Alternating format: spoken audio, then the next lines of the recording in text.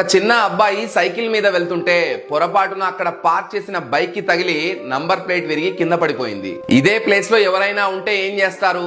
ఎవరూ చూడలేదు కదా అని సైలెంట్ గా ఎస్కేప్ అయిపోతారు. కానీ ఈ బాబా అలా చేయలేదు. ఆ నంబర్ ప్లేట్ ని ఫిక్స్ చేయడానికి చాలా ట్రై చేశాడు. కుదరకపోయేసరికి ఆ బైక్ ఓనర్ కోసం వెయిట్ చేస్తూ అక్కడే ఉండిపోయాడు. ఆ ఓనర్ రాగానే భయపడకుండా నా కారణంగా మీ బైక్ నంబర్ ప్లేట్ విరిగిపోయింది అని నిజం చెప్పేశాడు.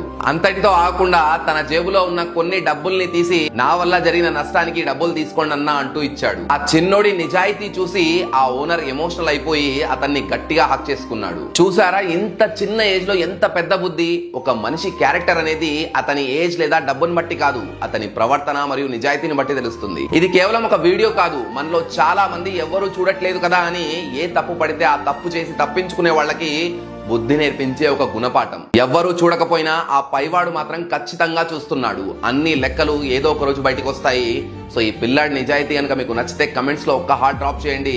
వీలైతే ఈ మంచి విషయాన్ని అందరికీ షేర్ చేయండి.